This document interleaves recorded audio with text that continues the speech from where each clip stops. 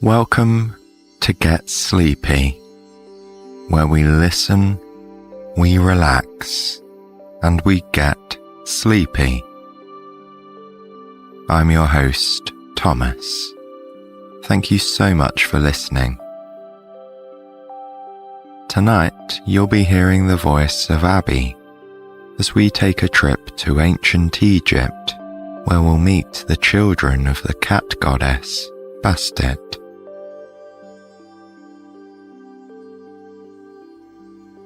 If you need to make any adjustments to ensure you're as comfortable as can be in your bed,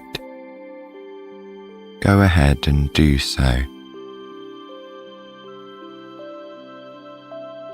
Then, when you're ready, allow your eyes to gently close and bring your attention to the breath.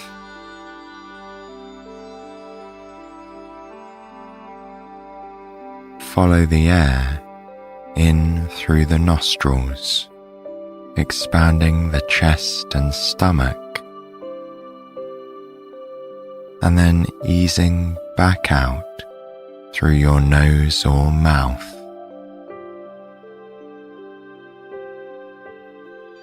Try to consciously slow the breath, even if it's just by a fraction.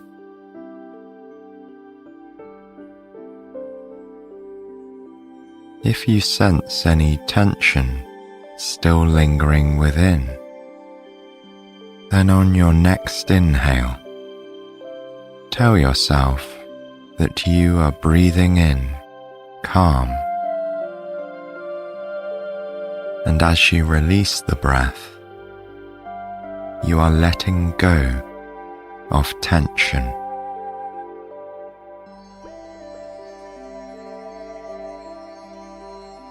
Continue with this gentle rhythm,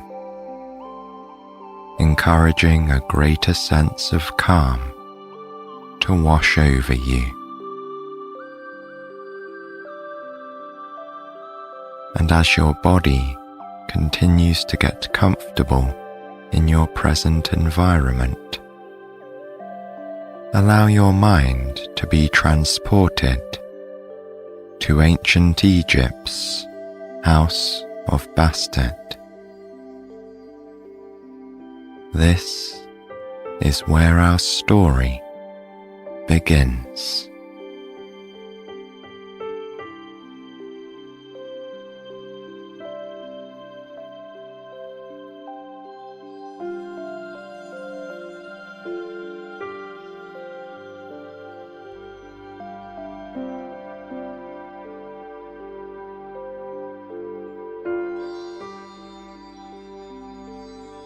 Many centuries have passed since the children of Bastet last met. It's impossible to say with any accuracy how many pharaohs have fallen since that time, or how many times the Nile has flooded its banks. They were merely children the last time they were in each other's company. They were born together, their mother's only litter.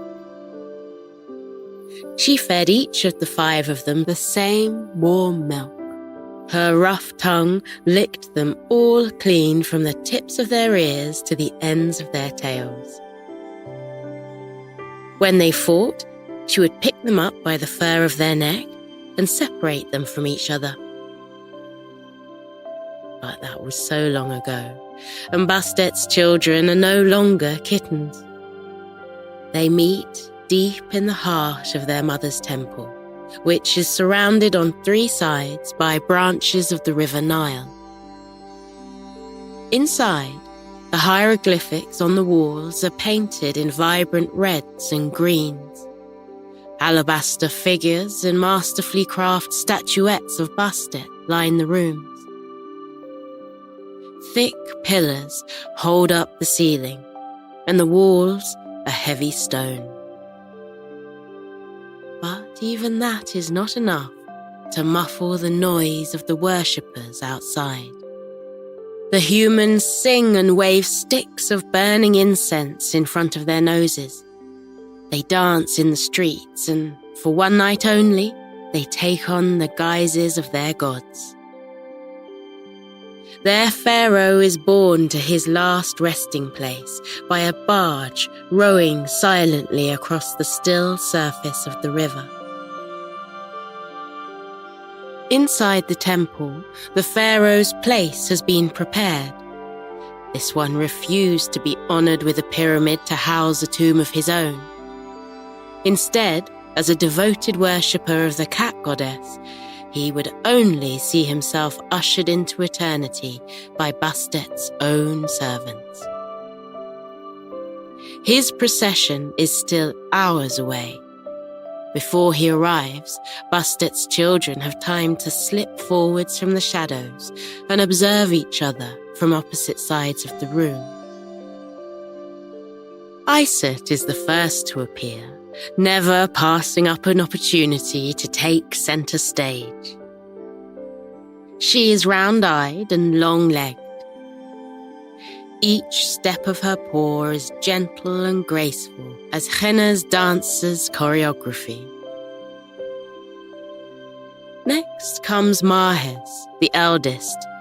His body is sinewy, his eyes sharp, and his ears constantly raised to attention. He hisses at his sister, but she only flicks her tail at him in response. Armen reveals himself next. His fur is well groomed, especially around his head, bearing a close resemblance to a small lion's mane.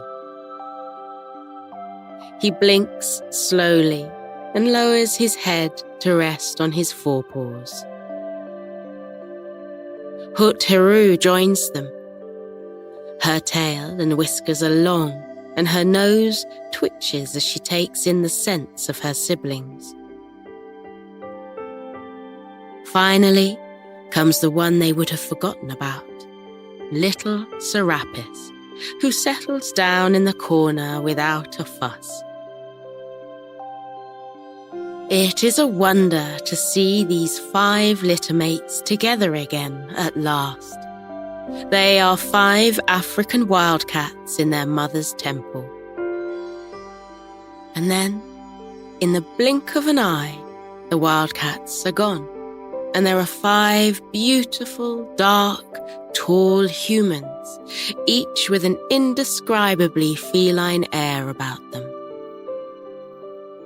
They eye each other warily, but without the need for words. They all know why they are here. Their mother has called for them. The pharaoh approaches, and he requires an escort to the afterlife. Bastet would trust none but her children with leading the pharaoh to the field of offerings. But the goddess could not choose which of the 5 deserved the honor. It was up to each of them to try to convince their mother. Iset steps forwards again. She has a glow of mesmerizing beauty about her. Looking into her eyes is like gazing into starlight. With characteristic feline indifference, she yawns before she speaks, as though there was somewhere else she would rather be. Then, when she is ready, she addresses Bastet. She tells of how she has been kept as an honored guest at the pharaoh's palace. She was given as a gift to the pharaoh's favorite daughter, and now she lives just as well as the princess. The palace servants tie gold necklaces around her neck. She is given silver unks and jade scarab beetles to hang from her ears and tail. They sweeten her breath with the finest rose and lemon oud.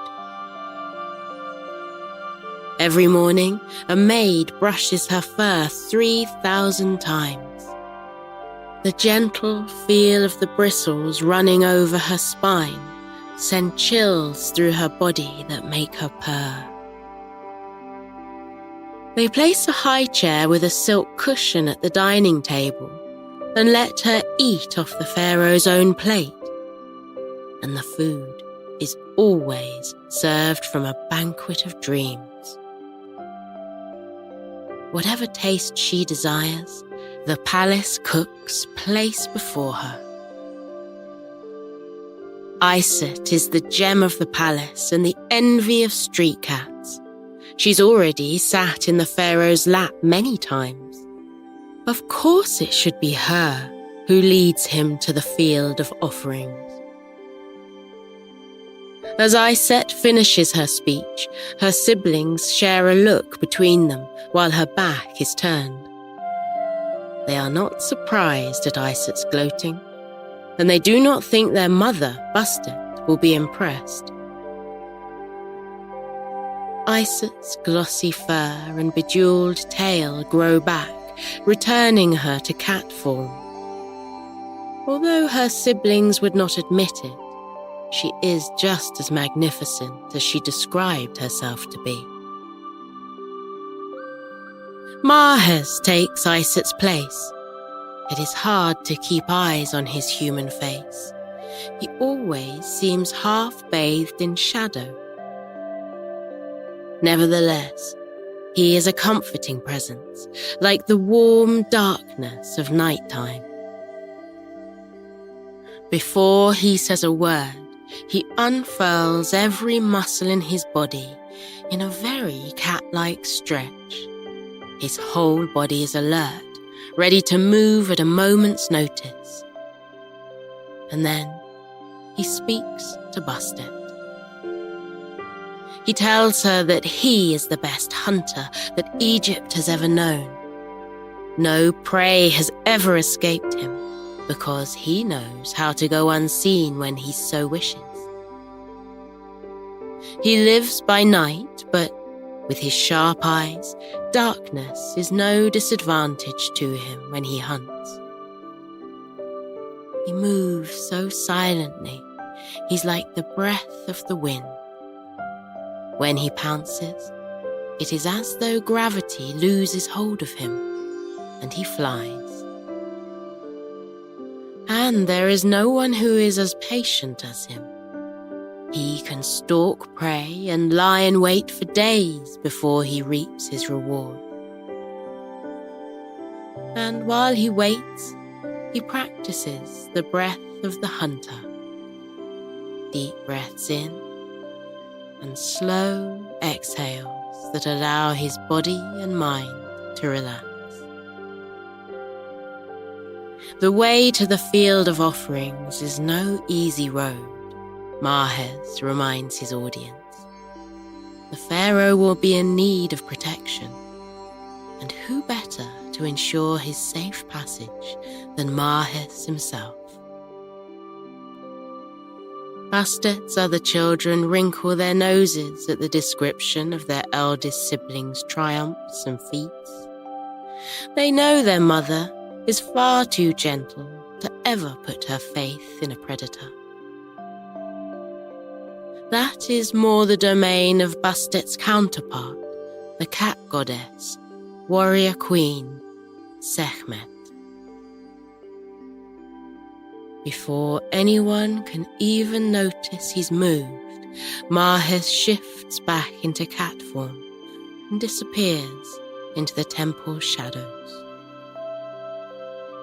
Amun is next to come forward. He wears a gentle smile on his lips and hums a sleepy tune. Everything about him is like a lullaby that fills anyone who passes him by with an overwhelming sense of calm. Even in human form, Amun drops to all fours and curls his legs around his body as if he were about to go to sleep right there. Instead, he blinks slowly and scratches behind his ear, and only then begins his speech. He reminds Bastet of how, in times long past, he was the ferocious lion, He terrorized the world with his roar, his claws, and his bite. He had been a proud and angry beast who believed himself invincible. But one day, he went on a rampage through Egypt that eventually led him right here, to his mother's temple. He wished to storm in and break her doors down and tear her shrines apart just to show how strong he was. But the river Nile that surrounded Bastet's temple on 3 sides confused the lion, Amun. He could not think of how to pass over to dry land. But he was a great beast, and this was only a little water. He had conquered greater foes. So he tried to swim across. But at Bastet's command, the river waters raged and swirled. Amun fought through, and when he made it to the other side, drenched and humiliated, he was no longer a lion, but a small African wildcat. He had learned his lesson, and now he never sought a fight. Temples had been built to commemorate Amun's newfound peacefulness. It was important for the pharaoh's soul to be at peace in order to gain entry into the field of offerings. He would be the pharaoh's best guide. Iset and Mahes both yowl in disapproval as Amun finishes his tale. These two do not agree on much, but neither of them much cares for their peace-loving brother. They preferred him when he was still a lion. Anyway, surely Bastet had not yet forgiven him for his attempted raid of her temple. As he begins to lick himself clean, Amun tosses his mane-like head of hair and returns to his true form. Hut-Teru makes her way slowly to the center of the room. She moves like a heavy wave, coming in to lap at the shores of a midnight beach. Now that she is in human form, her belly is more apparent. Her round belly is striped with stretch marks in the same pattern as her wildcat fur. She rubs it in such a way as to soothe her unborn kittens to sleep. When she speaks, her voice is a drowsy mew. When all of Bastet's other children left her to go out into the world, Hut-Teru was the only one to stay. Every sunrise, when Egypt's sands became tinged with the golden light of Ra, Bastet's father, Hut-Teru entered her mother's sanctuary. On her back, she would carry a lighted candle to all the corners of the room. Hut-Teru would then lead the priests in their prayers and hymns. She would take the effigies from the shrines, and with all the gentle care of a daughter washing her mother's back, she would anoint Bastet's image in paint and holy oils. Then she would change the effigies' clothing, draping them in fine spun silk and golden veil. She would place meals around for her mother, fruit, vegetables, and freshly baked bread. The delicious scents of those dishes would waft up to the heavens and satiate Bastet's hunger. Hut-Teru ends her speech by declaring her intentions to model her own motherhood after Bastet's instruction. She would forever enfold her kittens in her warm embrace, and she would treat the pharaoh as one of her own. Only a devoted daughter and expectant mother, such as she, could be trusted to bring the pharaoh to the field of offerings. Her siblings bristle as Hut-Teru's words die into an echo. They do not appreciate the insinuation that they are less devoted to Bastet than she is.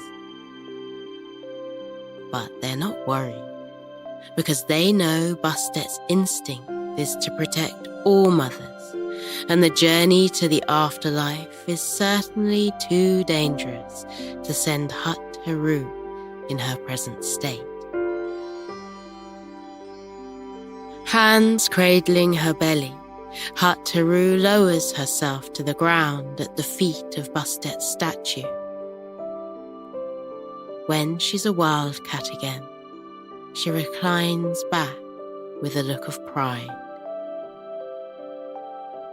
Iset, Mahes, Armon, and Hut-Teru all perk up their ears in close attention now as they wait for their mother's verdict.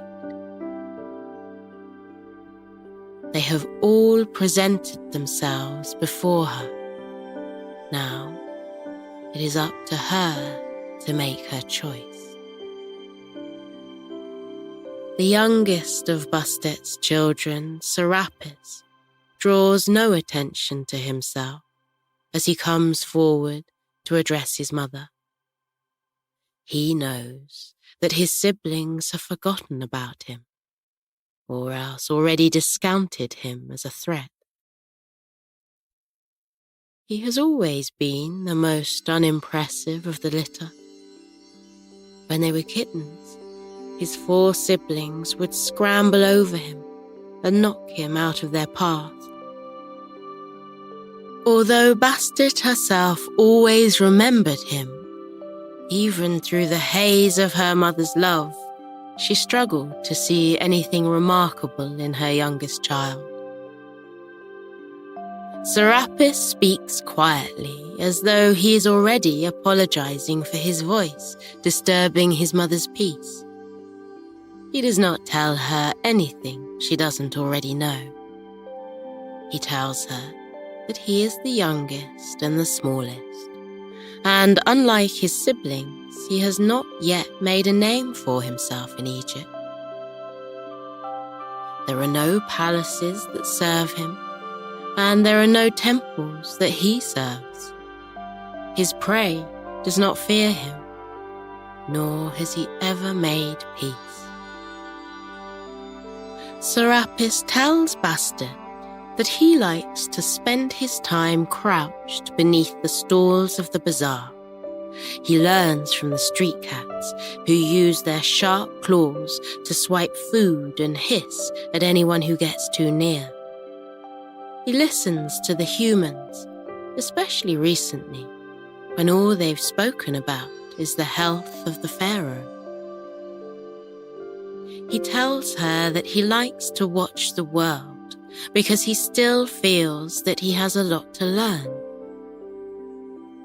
He has learned much simply by coming here today and listening to his siblings speak. He thanks his mother for including him, but he does not think he should be the one to escort the pharaoh to the field of offerings. He's not ready. At some point, Serapis's speech did gain his siblings' attention. Now, they can barely contain their laughter as he regains cat form. Poor little Serapis. He never had a chance. Once the eldest 4 recover from their amusement, the halls of the house of Bastet are blanketed in silence. Only the slow drip of melting candle wax disturbs the peacefulness in the air. The noise from outside has gotten louder as the pharaoh's procession gets ever closer to the temple doors. Iset sits with her back straight, like feline royalty. Mahes digs his claws into the ground with a hunter's anticipation. Armen flicks his tail with the nonchalance of a much older cat. Hut-Haru bows her head, still a kitten in the shadow of her mother's image. Serapis watches. A rumbling purr fills the temple, shaking the pillars and walls. 4 of the 5 African wildcats feel Bastet's eyes sweep over them appraisingly. Her gaze is like the brush of the wind. It is there, and then it's not. And then a golden glow descends upon Bastet's youngest. Serapis's eyes widen as he regards his halo. His siblings gasp in disbelief. But there has been no mistake. He has been chosen. The one with the most to learn. Bastet knows that neither beauty nor bravery, neither peace nor piety will be of use on the path to the field of offerings. The one to lead her beloved pharaoh must be observant and adaptable, and, most of all, humble. No one dares to protest against Bastet's decision. They can already hear the steps of the pharaoh's retinue descending the temple staircase. The golden aura around Serapis spreads to also swathe the pharaoh's final resting place in its light. A doorway opens there, where his sarcophagus will be laid. The siblings squint, unable to discern what lies beyond the doorway. Only Serapis sees what is on the other side, but he doesn't say a word. One by one, Iset, Mahes, Armen and Hut-Haru file past their youngest sibling. Iset shakes off one of her gold bangles and lays it at his feet, in case he needs it for his journey. Mahes gives him a nod of approval. Armen playfully bites at his left ear. Hut-Haru roughly licks a spot of fur clean so that he's presentable for the pharaoh. And then the eldest children of Bastet step out of Serapis's way.